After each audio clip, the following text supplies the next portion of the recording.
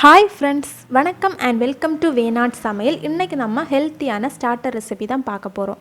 இது சின்ன பிள்ளைங்களுக்கும் பெரியவங்களுக்கும் எல்லாருக்குமே ரொம்ப பிடிக்கும். ஃபிஷ் பால்ஸ் இதில் நிறைய ப்ரோட்டீன் இருக்குது. அதனால் கண்டிப்பாக மீன் சாப்பிடாத குழந்தைங்களுக்கு செஞ்சு கொடுங்க, ரொம்பவே பிடிக்கும்.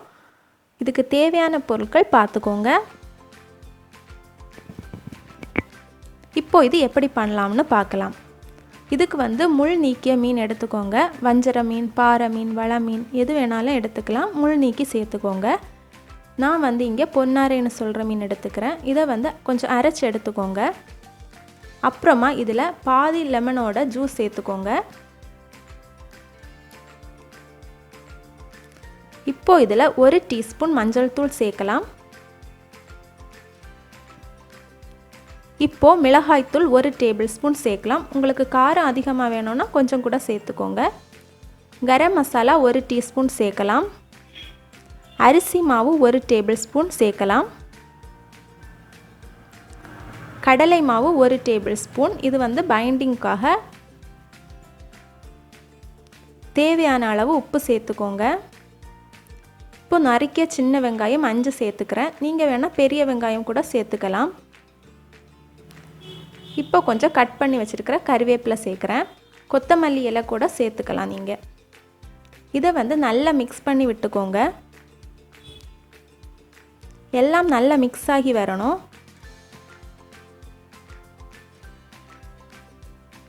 இப்போ நல்லா மிக்ஸ் பண்ணிட்டேன். இதை நம்ம குட்டி குட்டி பால்ஸாக பிடிச்சிக்கலாம். ரொம்ப பெரிய சைஸ் பாலாக பிடிக்கக்கூடாது, அப்புறமா அது உள்ளாடி வேகாது. கொஞ்சம் மீடியமாக எடுத்துக்கோங்க. நீங்கள் சின்ன பிள்ளைங்களுக்கு கொடுக்குறீங்கன்னா இதை குட்டி குட்டி பால்ஸாக செஞ்சு ஃப்ரை பண்ணிவிட்டு அதை டூத் பிக்கில் வச்சு கொடுக்கலாம். ரொம்பவே இன்ட்ரெஸ்டிங்காக சாப்பிடுவாங்க.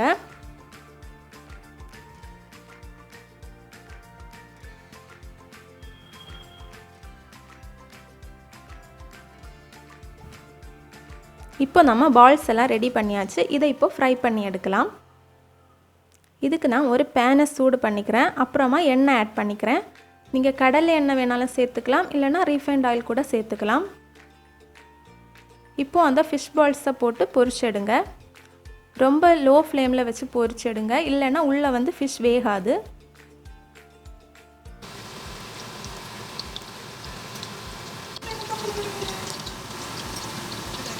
இப்போ நமக்கு டேஸ்டியான ஃபிஷ் பால்ஸ் ரெடி ஆகிடுச்சு. தினமும் ஒரே மாதிரி ஃபிஷ் ஃப்ரை பண்ணாமல் இதை மாதிரி டிஃப்ரெண்ட்டாக ட்ரை பண்ணி பாருங்கள். உங்கள் வீட்டில் எல்லாருக்கும் ரொம்ப பிடிக்கும். இதை மயோனைஸ் கெச்சப் கூட வச்சு ஈவினிங் கூட சாப்பிடலாம். இந்த ரெசிபி உங்களுக்கு பிடிச்சிருந்ததுன்னா என் வீடியோவை லைக் பண்ணுங்கள், ஃப்ரெண்ட்ஸ் ஃபேமிலி கூட ஷேர் பண்ணுங்கள், மறக்காமல் சப்ஸ்கிரைப் பண்ணுங்கள். தேங்க்யூ.